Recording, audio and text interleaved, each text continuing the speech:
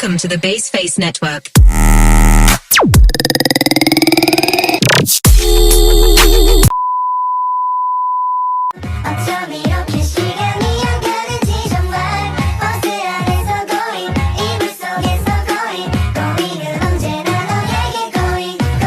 Bismillahirrahmanirrahim. Assalamualaikum warahmatullahi wabarakatuh. Alhamdulillahirabbil alamin wa bihi nasta'in wa ala umuri dunya waddin wassalatu wassalamu ala asrofil anbiya'il wal mursalin wa ala alihi washabihi ajmain. Amma ba'du. Yang pertama-tama kita panjatkan puji serta syukur kita terhadap Allah Subhanahu wa Ta'ala. Tidak lupa sholawat serta salam moga tercurah limpahkan kepada junjungan kita, yakni Habibana wa Nabiyana wa Maulana Muhammad Sallallahu Alaihi Wasallam. Dosen pengampu mata kuliah membaca Bapak Dr. Ahmad Saifur Rahman MPD. Dan yang saya banggakan teman-teman TBIC. Baik, di sini tentunya saya tidak sendiri, saya ditemani oleh teman-teman saya dari kelompok 3 yang akan menyampaikan materi mengenai membaca nyaring. Baik, langsung saja ke materi yang pertama, yaitu pengertian membaca nyaring yang akan disampaikan oleh saya sendiri. Tarigan mendefinisikan membaca nyaring sebagai suatu aktivitas atau kegiatan yang merupakan alat bagi pembaca atau pendengar untuk menangkap serta memahami informasi, pikiran, dan perasaan penulis. Pembaca nyaring pertama-tama harus mengerti makna serta perasaan yang terkandung dalam bahan bacaan. Pembaca nyaring juga harus memiliki keterampilan menafsirkan bahan bacaan serta kecepatan mata dan pandangan mata. Dalam membaca nyaring, pembaca dituntut untuk memiliki kemampuan mengelola kata-kata dengan baik dan tepat agar jelas maknanya bagi pendengar. Baik, selanjutnya adalah membaca nyaring menurut Hari Lesmana. Membaca nyaring adalah kegiatan membaca dengan menyuarakan tulisan yang dibacanya dengan ucapan intonasi yang tepat agar pendengar dan pembaca dapat menangkap informasi yang disampaikan oleh penulis, baik yang berupa pikiran, sikap, ataupun pengalaman. Dari dua pendapat tersebut dapat disimpulkan bahwa membaca nyaring pada hakikatnya adalah kegiatan membaca dengan menyuarakan lambang-lambang tertulis, huruf, suku kata, kata atau frase, kalimat, dengan memperhatikan aspek-aspek kemampuan membaca nyaring, lafal, intonasi, jeda, tanda baca, agar pendengar dan pembaca dapat menangkap informasi serta memahami makna yang terkandung dalam suatu bacaan tersebut.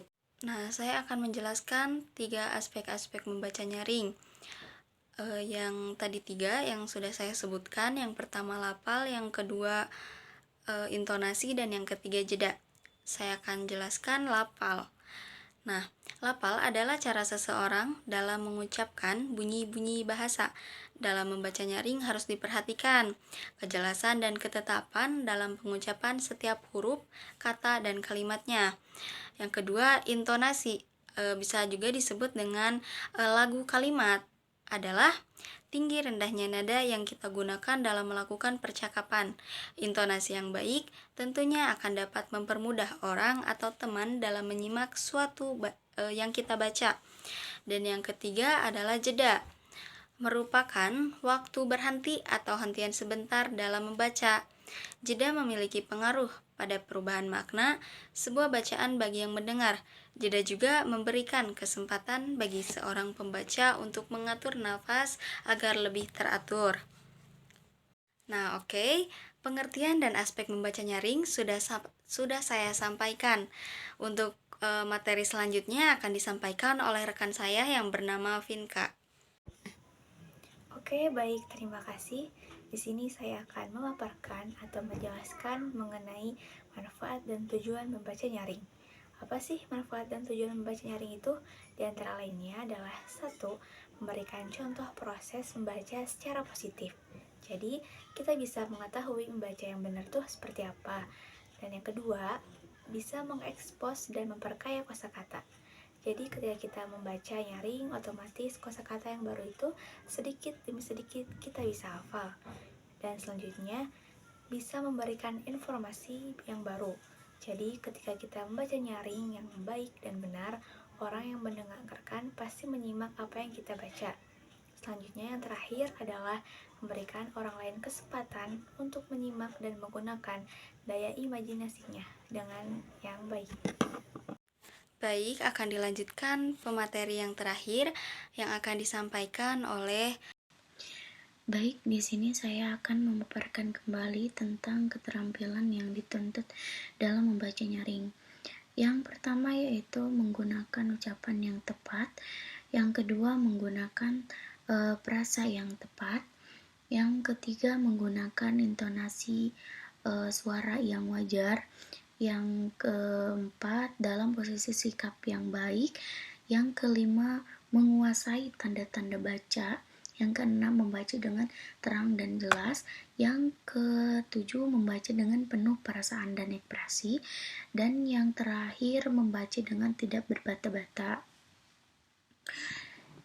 Jadi kita membaca nyaring itu harus menggunakan ucapan-ucapan yang tepat, frasa juga yang tepat gitu, intonasinya juga ada gitu, suara tinggi rendahnya itu kayak gimana, dan posisi kita, sikap kita harus yang baik gitu dalam membaca nyaring itu, dan kita harus menguasai tanda-tandanya juga gitu dalam membaca itu.